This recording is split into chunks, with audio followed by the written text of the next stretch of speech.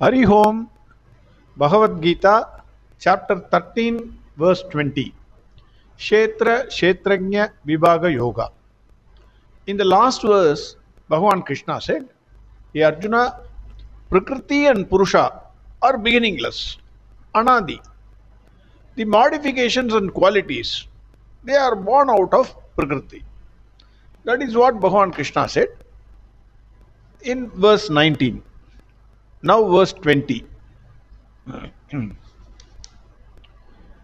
कार्यकरणकर्तृत्वे हेतु प्रकृतिरुच्यते पुरुषः सुखदुःखानां भोक्तृत्वे हेतुरुच्यते.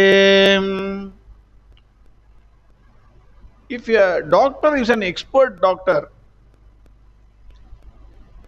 and if a patient goes to him, he will first examine the cause for the disease, and then only he will prescribe the medicine.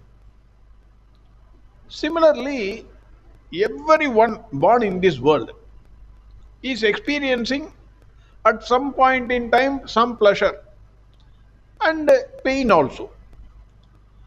The pain is always more than the pleasure. You ask anybody, sir, some problem.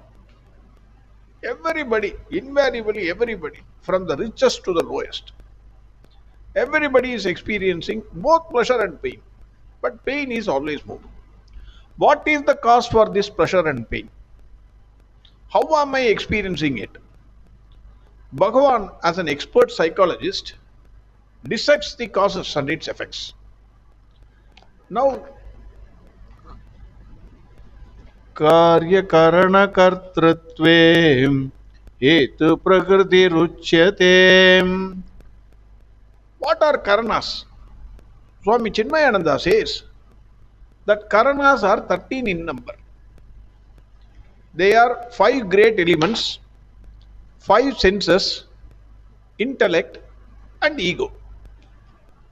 Swami Dayananda Saraswati also says the same thing, but he says it includes 5 great elements, sense organs, organs of actions, mind, intellect and ego. The cause for all these is Prakriti.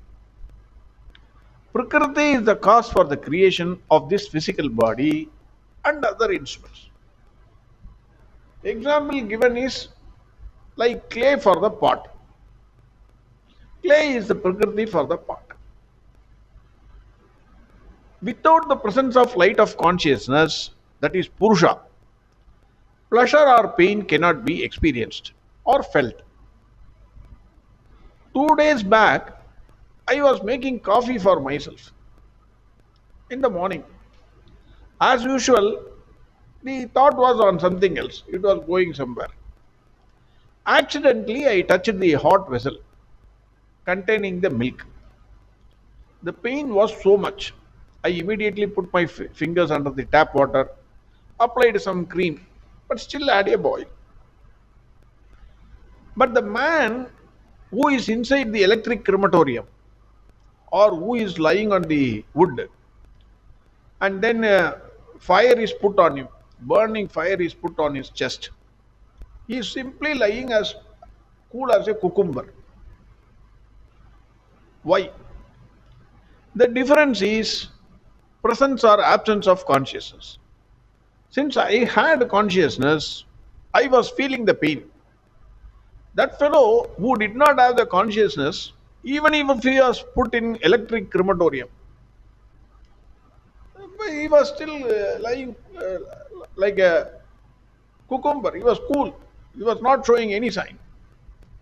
Swami Chinmayananda says, pleasure and pain are reactions in our intellect, depending upon desirable and undesirable situations. If situations are desirable, then we experience pleasure. If the situations are undesirable, then we experience pain. The consciousness illumines both pleasure and pain. Hence, Purusha is the cause for experiencing in life.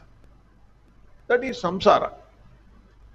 Purusha, the spirit, functioning in the field as knower, suffers the sorrows of samsara.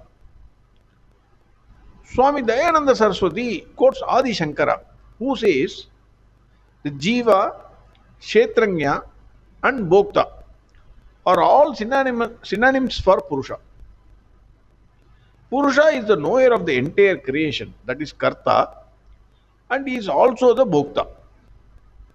He is the seer, hearer, thinker, etc. Without Purusha, there is no Karta or Bhokta.